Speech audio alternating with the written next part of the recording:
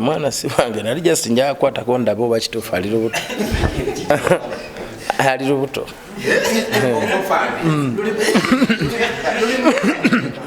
Simanyi miezi. Ne alulina. Alulina. Simanyi ne nalulapa. Bwana lindu nkola na video. Celebrating the tribute radio.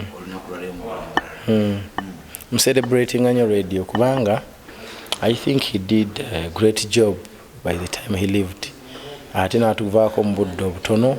So and he was such a very big inspiration to us and the next generation. So chitukakata fokwenga abayimbi abakyaliwo okumujjukira. Osanga nafe tulijjukirwa. Kibinyo okwerabira. Mbadde nnyo kini nga mpulya ennyo ng'obadde oyimba oluyimba lwa Basudde. Luwa oluyimba olina ekigambo ky'okyusaamu olunaku lwaleero okyusizzaamu n'olugambo okuva omukazi oluyandikawo. Omukazi nyinangana kuva omukyala lwe yagenda. This is entertainment. I'm an entertainer. You want me to release amusuuza musanyusa.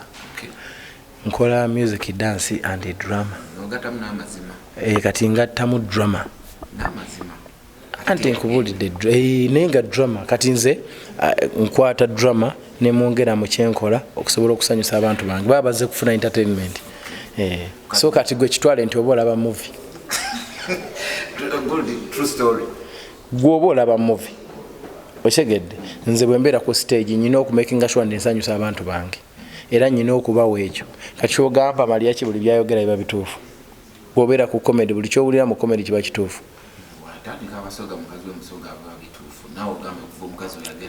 Ekyo nkigattamu okusobola okwentertaininga abantu bange kuba sikiwa nti ne Basudde byayimba yali abikola oba okitegeera wabula tukola music oba tukola art okusobola okwentertaininga abantu tubajjeko stress.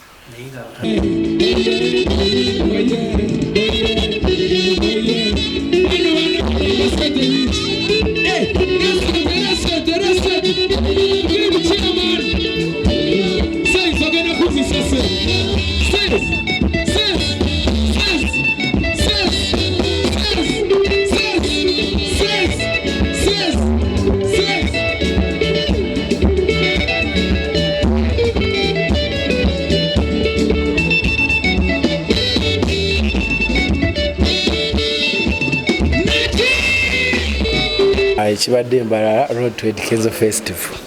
Nga bulijjo kibadde kirungi nnyo. Kibadde kirungi. So I don't know simanyi nnyo kwogera. So wakakuba mmeka obuzayo mmeka tutuuke Kololo?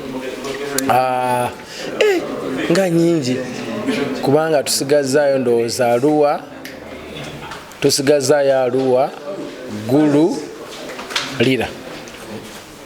Then to stopping. Nenge ndowooza leero tunaatera okumala.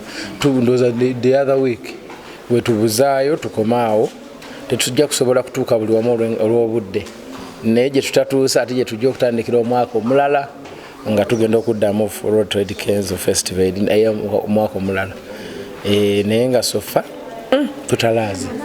tutalaaze bambi and buli we tutuuse turn up ebadde massive omukwano gubadde mungi. Honestly, I'm so grateful. In fact, festival tulinga abajimalaka tugenda just kuunzika bonzisi Kololo. So I'm so happy. Okay. Tulaba Road to Eddy Kenzo of surprise artists tulaba bayimba. Yes. Expectations. Yeah. What do you mean? Like chawa tuwaba subira climax au matutu. Ate ekyo kigenda kubeera kyakabi. Kati ngenda kuleeta n'abali international. Olaba abayimbi bulwendaga ntambula n'abayimbi ne bajja ne ba surprisingira ku bantu bangi nnyo baba baagala okujja nze mba stopping nga ne mbaga bannaye tuli bangi obudde tebujja kusobola kumala naye nga abayimbi bajje bankubira n'olenga Eddy muddako wanzije oba okitegeera leero bamiki bawini balabye bajjo stede ate bulijjo babalala bangi banjawulo era ndowooza mutera okulaba nga nteeka ab'enjawulo. So climax egenda kubeera yakabi tugenda kufuna n'abava ebweru then n'abewaka. Okay, nga tukyali Road to Eddy Kenzo tugenda kuweza emyaka 6 za Uganda. celebrations emyaka ebiyise katuweze emyaka 5 abantu bangi bafulumya kuruno ebbugumu tono okusinziira ku batuweze emyaka 6 ebbugumu leka abantu tebafulumya nyimba tebanafulumya kyeka naye bagenda kufulumya kubanga abantu ensi yabwe bajagala bajja kufulumya era ojja kuba oliawo ng'ozirabye bajja kufulumya but guno ebiseera ebisinga gwandibadde mulimo gwa gavumenti nga yeyina okwempawalinga abayimbi nebawa project to do this music bwekitegeera ebiseera ebisinga music ali expensive okukola audio okukola video kyetaagisa sente nyingi kati oluusi abantu baba bandyagadde naye nekibakalubirizaamu kuba at the end of the day oluyimba naye lukoma ku independence oba ne lulinda endala nti oluyimba ku olwo noddamu oluyimba ku independence endala kakati kitegeeza abantu batunula ngalaba it's not worth the investment oba kubanga ogenda luyimba mirundi gumu ogusooka ate n'olinda omwaka omulala ndowooza kiyinza okuba kibawaamuko ku buzibu abo n'awali naye nga gavumenti yandibadde ekimumamu omutwe tulaba waliwo ekivula kigenda okubeerawo ku independence kwennyini ba headliners tulinako South Soul kyokka tuweze emyaka 6 tulinako ne Rema Nigeria nanti kati ekyo kirabika ekivulu ayakitegese bwekyabwannannyini muntu buntu si kiwandi kya gavumenti bayimbi abaffe 6 it's okay obadde ku stage n'ogamba nti sebuti officially from Mbarara Mbarara eno nyinayo obuntu bwange nyinayo ne family yange buntu obutonotono something very small okitegedde then nyinayo ne family enjagala ennyo they welcomed me they love me bafuuka ba Luganda so teri muntu ataagala Luganda kale bansikanye okubanga nzija nnyo eno era ne banteekamu n'omutima okubanga mbaako obuntu obutonotono bwenyinza okukolayo because there is a lot of love from that family njesandyagadde kuteeka nnyo mu media kuba abantu bali private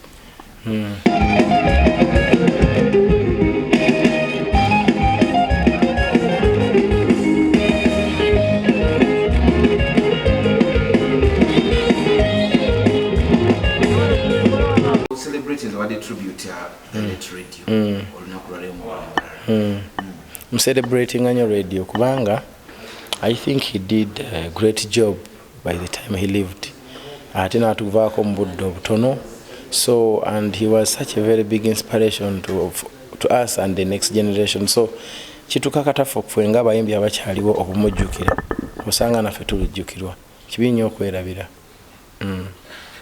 mbadde nnyo kini nga mpulya ennyo ng'obadde oyimba oluyimba lwa Basudde buliwo oluyimba olina ekigambo ky'okyusaamu olunaku lwaleero okyusizzaamu n'ogamba okuva omukazi olweyandekawo omukazi nyinangana kuba omukyala lwe yagenda this is entertainment I'm an entertainer kibampita Idris amusuuza musanyusa nkola music dance and drama ogatamu n'amazima kati ngattamu drama n'amazima anti nkubulidde naye nga drama kati nze nkwata drama ne mwongera mu kyenkola okusobola okusanyusa abantu bange baba bazze kufuna entertainment so kati gwe kitwale nti oba olaba movie true story gwoba olaba movie okitegedde nze bwe mbeera ku stage nyina okumakinga sure nsanyusa abantu bange era nyina okubawa ekyo kati kyogamba Mariaki buli byayogera biba bituufu bw'obeera ku comedy buli kyowulira mu comedy kiba kituufu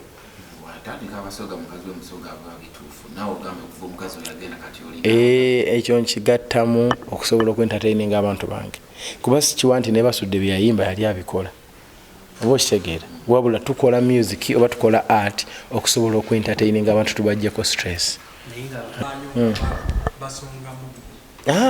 mwana si wange nali just njaga kukwatako ndaba oba kituufu ali lubuto ali lubuto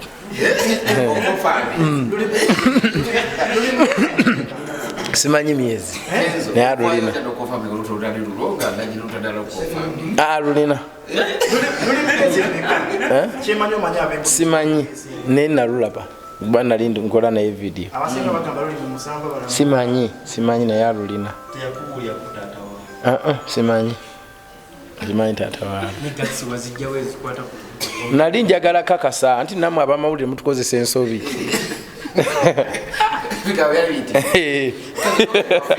Washington yavuddeyo n'agamba nti abayimbi bonna be yakoleko kunyimba akaseera bamusasule ku ssente kati obwavu bumukwatiriza okukomentinga kikulu ebiseera ebisinga it depends on the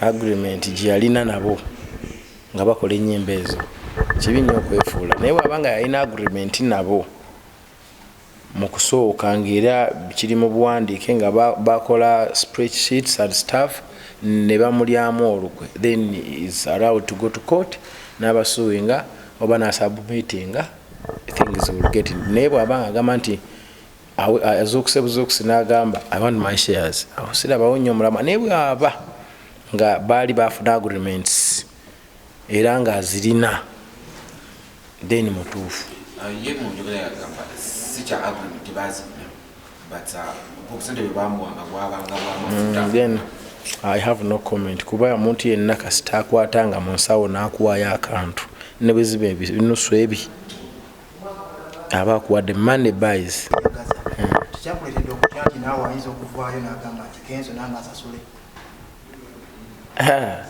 ate kati nze munayenyiza kolera kinze siri musawo ate didi mukwano gwange njogera naye bwe mba nsobodde oba okitegeera sikiwa nti musabira mwagala people get challenges so some things are beyond our imaginations kati nyinza kukolawo ekyo omuntu nga ali mu mbeera nyina kumwogera naye ne mu encouraginga musanga ne muwahaga ne muga be strong manyi nake nsobodde nenkakolawo yeah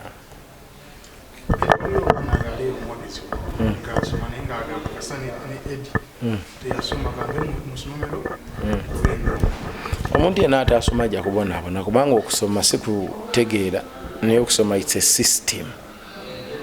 system when you don't have that paper you are going to suffer kuba osobola okutegeera nga tosomye era n'okolera ddala emirimu gyo naye bw'oba tolina lupapula olwo mujja kuba ndowooza 1% yokka esobola okusucceedinga because of their creativity and hard work naye omuntu yenna nga tosomye nga ate toli hard working toli creative nnyo toli talented you are going to suffer because paper is the way to go kati olwaleero abantu bangi bagezi basobola okuba ne bakola obukulembeze obulungi ennyo naye abali mu kutufuga olw'okuba balina empapula tebalina na skills zimalayo but they can talk and they have the paper so it's all about paper it's no longer about the brain anymore kati omuntu yenna atasomye ajja kubonaabona okuleetamu emizannyo abaagala okukola biki bagende ku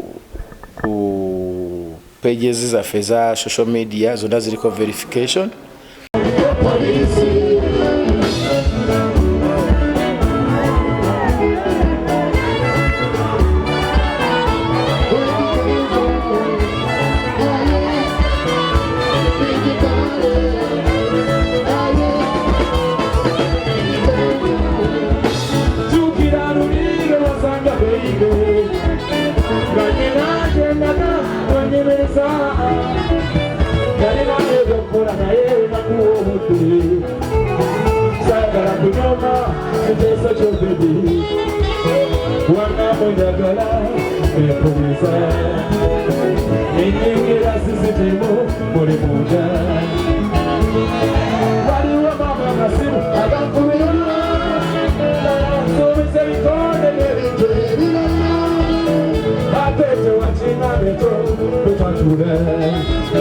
Lwaki tewagamba nti olinayo omulala